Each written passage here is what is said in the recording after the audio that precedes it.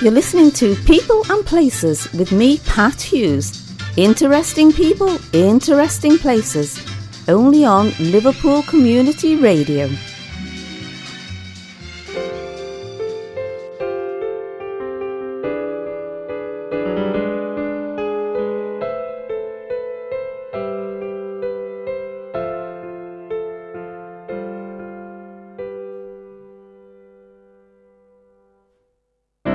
It's no cherry blossom on me today. Got through winter, things are going my way. I'm feeling fine, such a welcome sign. A natural lift in the sunny snowdrift. Blossom is bringing good luck to me. Covered in petals, glad as I can be. I'm optimistic, very upbeat. While yesterday couldn't find my feet. Now I'm happy, looking great, I say. It snowed and snowed and snowed, and it's still snowing. Cherry blossom on me today. Spring is here, such a beautiful day. I'm feeling fine, such a welcome sign.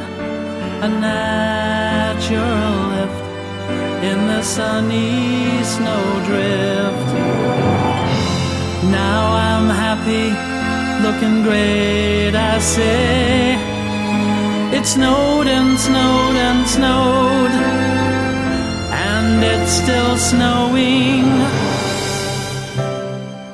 Cherry blossom on us today.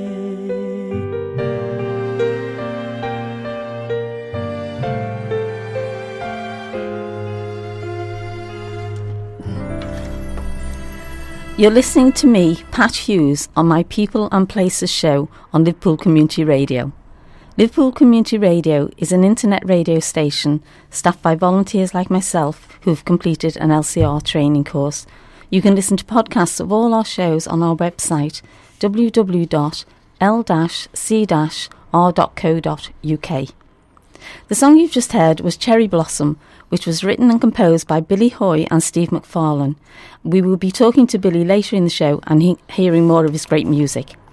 Today on our Pat's People and Places show, my guest will be Moira Leonard, Director of Trusts at the beautiful conservatory, the Palm House, which is in Sefton Park, and Moira will be telling us all about the history of the Palm House, events and shows held there, and the important role of volunteers and how you can become involved.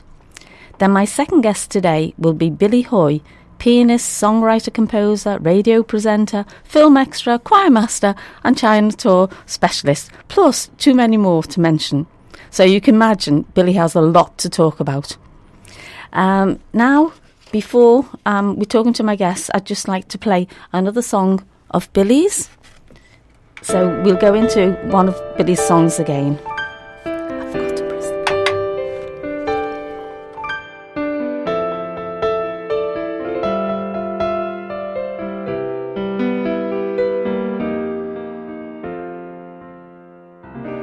I saw you at the schoolyard gate. Wanted to tell you it always seemed too late. There was never the right time, never the right time. Should have told you, never the right time.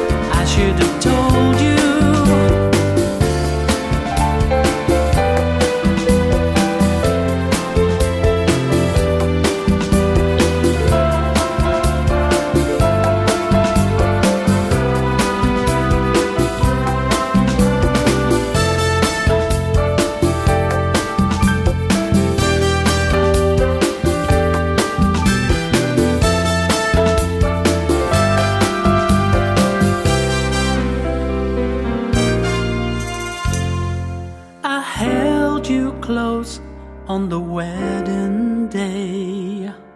Then you took his hand and you waltzed away. There was never the right time, never the right time.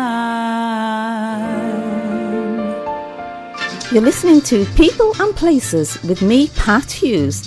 Interesting people, interesting places. Only on Liverpool Community Radio. That lovely song, although I thought that was really, really sad, was Never the Right Time. That is another one of Billy Hoy and Steve McFarlane's compositions. Now I'd like to introduce you to my first guest, Moira Leonard, the Director of Trust at the Palm House in Sefton Park. Don't forget to keep a pen and paper handy, as I'm sure when listening to Moira there will be contact details you will want to jot down. Hi Moira, before I welcome you to Pat's People and Places, I'd just like to say I love our city so very, very much, and our parks. And what listeners might be surprised to know is that the English Heritage National Register of Historic Parks describes Merseyside's Victorian parks as collectively the most important in the country. Yes. Yeah, and we actually have 10 listed parks, 2 Grade 1 and 5 Grade 2. That's more than any other city outside London. It is. Yeah, and of course that includes the beautiful Sefton Park, which was opened in 1872 by none other than Prince Arthur. You can tell I've been doing a bit of research, can't you? I'm very impressed. Yeah, and that's where the Palm House is. So now I'd like to pass over to you, Moira, for you to tell us the history of the Palm House and the park. Okay, well, the Palm House was built in 1896, and it was originally built as a temperate glass house. So it was to house some very beautiful tropical plants, and that was its whole purpose. It was gifted to the city by Liverpool millionaire Henry Yates Thompson. And it carried on being a real sort of beautiful space till the Second World War, when, of course, after the Blitz, a lot of the glass was shattered. Yeah. It was partially reglazed, reopened in the 50s. And then it sort of fell into disrepair in the 60s and the 70s. So I never thought it would be opened again after that. Yes, I mean, it was quite a sad, sorry little place actually.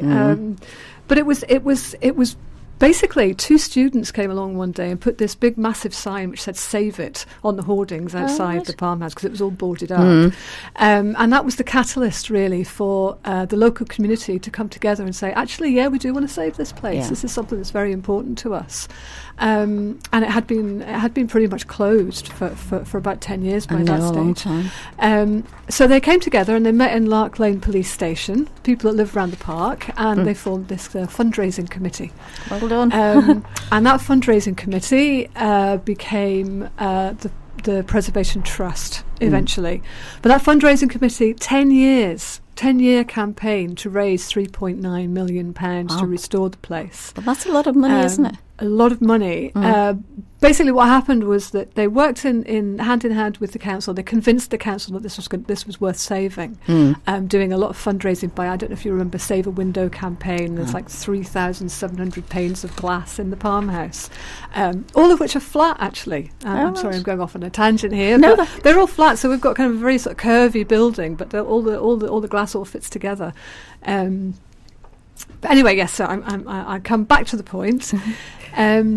They raised this money, and the council put in a bid with this fundraising group to the Heritage Lottery Fund, who liked it so much they gave £1.9 million. Oh. But the proviso of that was that it had to be run by the community for the community. So hence the formation of the Preservation Trust from this fundraising group.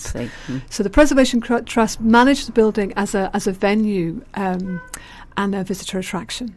And they have an agreement for 25 years. It was reopened in 2001, so we're about 14 years through that now. Well, it doesn't seem that long ago since 2001. Yeah, that's when it was opened. Yeah, and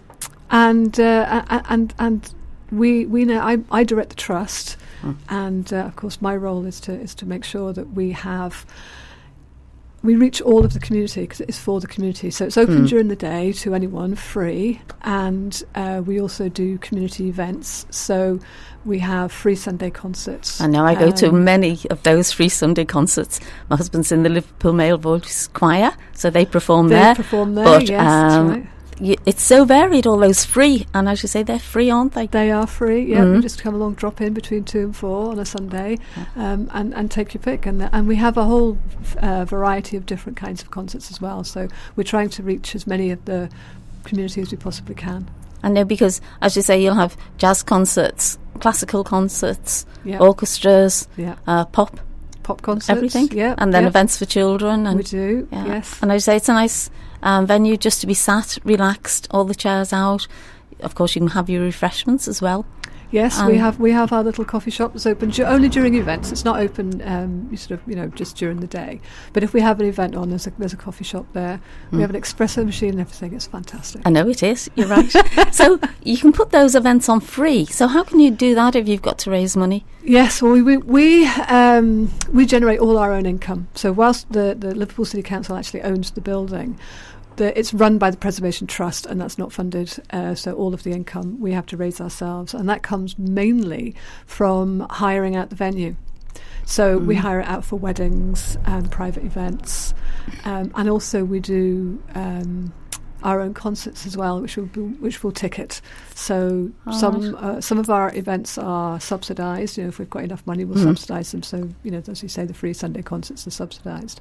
But then we also do more contemporary income generating events as well. Yeah. Actually, for a wedding, it's a beautiful venue, isn't it? Oh, yes. I used to be a photographer at one time, and my favourite place for taking photographs for a wedding at the ferry was the Ferry Glen. Just behind the Palm House was a little hidden gem, isn't it? Place. It is beautiful. And yes, I know a nice story from the Ferry Glen. Oh, right, what was that? Yes. It's a love story, of course. Ties in very well with our weddings, but it's a Valentine's story, in fact, from the Victorian era, sort of when about the Palm House was just being built.